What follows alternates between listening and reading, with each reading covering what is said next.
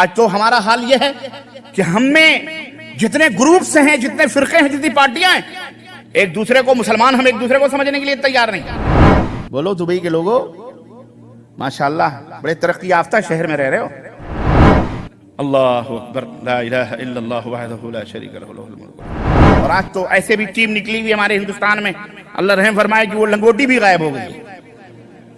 نہیں واللہ بتلا رہا ہوں، اور لوگ افسوس ہے واللہ، اللہ اصدق القائلین، اللہ فرماتا ہے اولئک کالانعام بل هم اضل، یہ مشرک جو ہوتا ہے یہ جانور ہوتا ہے، بلکہ جانور سے بھی بدتر ہوتا ہے۔ لہم قلوب لا يفقهون بها، دل ہوتا ہے سمجھتے نہیں، آنکھیں ہوتی ہیں دیکھتے نہیں، کان ہوتے ہیں سنتے نہیں، اتنے پاگل ہیں گے۔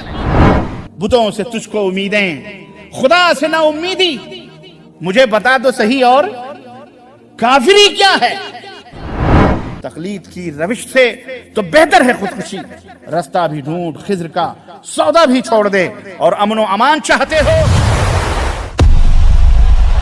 اگر آپ پہلی مرتبہ ہمارے چینل پر تشریف لائے ہیں تو ہم آپ کا خیر مقدم کرتے ہیں، پلیز سبسکرائب کر لیجئے۔ دیکھو وہ علامہ اقبال کا ایک شعر مجھے یاد آ رہا ہے۔ علامہ اقبال نے کہا کہ سمجھ میں نقطۂ توحید آ تو سکتا ہے، تیرے دماغ میں بت خانہ ہو تو کیا کہیے۔ یہ دلوں کے اندر جو پہلے سے ایک بت بنا کے بیٹھے ہوئے نا ہم، آج مسلمان جب اللہ ایک ہے، رسول ایک ہے، قبلہ ایک ہے، قرآن ایک ہے، حدیث ایک ہے، سب کچھ ایک ہے، تو یہ مسلمان ایک کیوں نہیں ہے؟ اسی چھت کے نیچے، اسی حال کے اندر مختلف ذہنیت کے لوگ بیٹھے ہوئے ہیں، مختلف فکر لیے ہوئے لوگ بیٹھے ہوئے ہیں، مختلف عقیدہ ایک ہونا چاہیے۔ اللہ کو ماننے والے سب ہیں، ٹوپیاں پہن کر کے ماشاءاللہ مسلمان بنے ہیں، داڑیاں بھی رکھے ہوئے ہیں۔ کس کو ہم کہیں یہ مسلمان ہے، کس کو کہیں یہ کافر ہے؟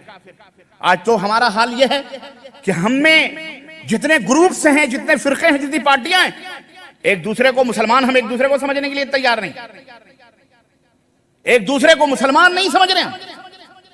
اگر کوئی خوش نصیب اس دنیا کے اندر ہمیں مسلمان سمجھتا ہے تو صرف ایک قوم ہے،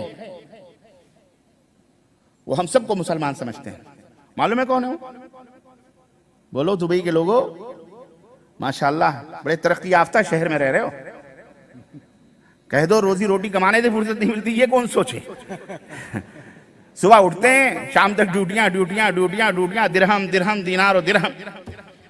اللہ اکبر، لا الہ الا اللہ وحدہ لا شریک لہ لہ الملک ولہ الحمد وعلی کل شیء قدیر۔ علم حاصل کرو۔ آج مسلمان علم سے محروم ہے۔ چاند پہ اس نے ڈورے ڈال دیے، کمندیں ڈال دی، فضاؤں میں سفر کر لیا، اس نے بڑی بڑی بلڈنگیں تعمیر کر لی، لیکن وہ اقبال نے کہا تھا نا کہ وہ بڑی بڑے فضاؤں میں سفر کرنے والا خود اپنے اندر سفر کر نہ سکا، خود کا اندر خود اس نے نہیں دیکھا۔ آج بہت سارے مسلمان ہیں جن سے اگر پوچھیں کہ اسلام کی تعریف کیا ہے، اسلام کا ڈیفینیشن کیا ہے، عبادت کیا ہے، اللہ کیا ہے، اسی میں مختلف ہے۔ آج اسی لا علمی کی وجہ سے ہمارے اندر بہت سارے ایسے لوگ موجود ہیں، ہمارے مسلمانوں کا ایک بڑا طبقہ ایسا موجود ہے جو اللہ کی بھی عبادت کرتا ہے اور اللہ کے سوا غیروں کی بھی عبادت کرتا ہے۔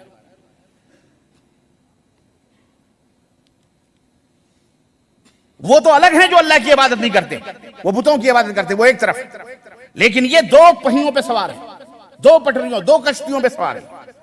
یہ اللہ کو بھی اللہ مانتا ہے، نماز بھی پڑھتا ہے، روزہ بھی رکھتا ہے، حج بھی کرتا ہے، زکات دیتا ہے، لیکن اللہ تک پہنچنے کے لیے اس بیچارے کو سیڑھی کی ضرورت پڑتی ہے۔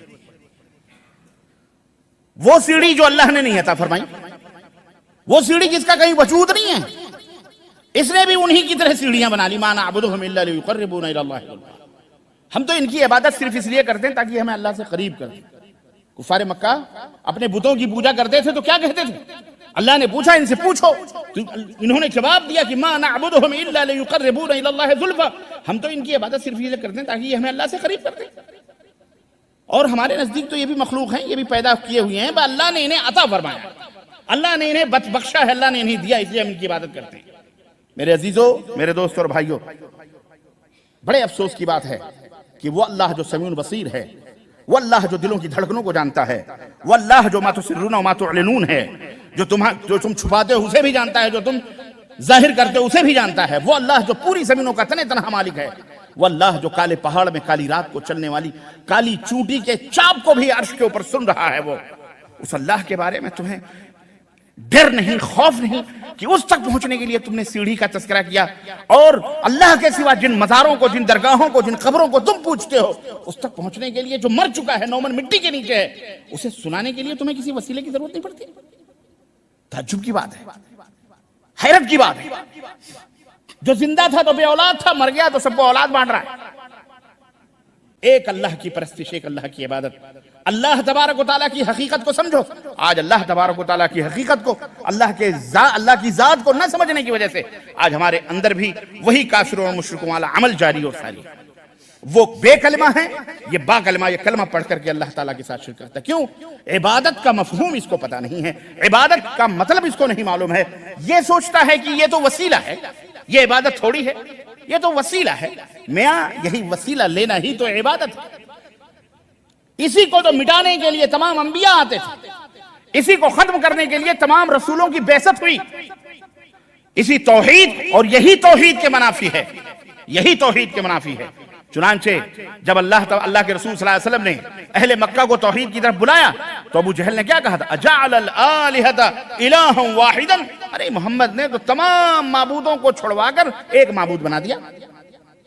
اچھا، وہ لوگ عبادت کیا کرتے تھے؟ وہ ان کو پکارتے تھے، تقرب کا ذریعہ سمجھتے تھے، ما نعبدہم الا لیقربونا الی اللہ زلفا، ہم ان کی عبادت صرف اس لیے کرتے ہیں، ان کو پکارتے ہیں، ان کی نظر و نیاز چڑھاتے ہیں، ان کی قسمیں کھاتے ہیں، ان کے نام کے ذبیحے ذبح کرتے ہیں، یہی عبادت تھی۔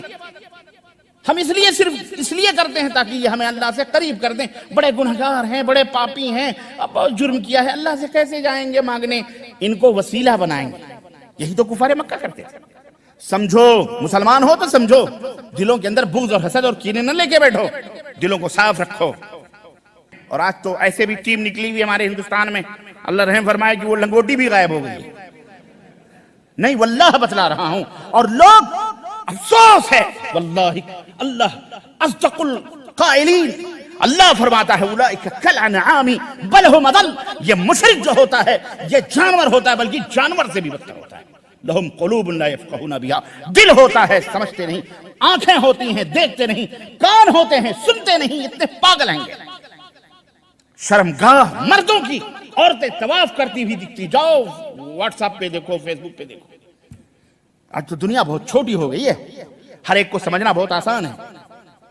میرے عزیزوں، میرے بھائیوں، اپنے بھائی کی، اپنے بیٹے کی یا اپنے دوست کی یہ ایک بات یاد رکھنا، اللہ کی قسم بتلا رہا ہوں، ہر وہ عبادت جو حضرت محمد الرسول اللہ صلی اللہ علیہ وسلم کے مہر کے ساتھ ہے، اللہ اسی کو قبول فرمائے گا۔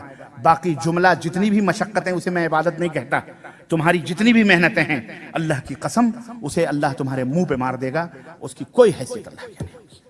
یہاں 8 رکعت پڑھو، 20 رکعت پڑھو، جیسے ہی رمضان آتا ہے کہتے ہیں سرکش شیاطین بند ہو جاتے ہیں، یہ دنیاوی شیاطین کھل جاتی ہے ذلیل۔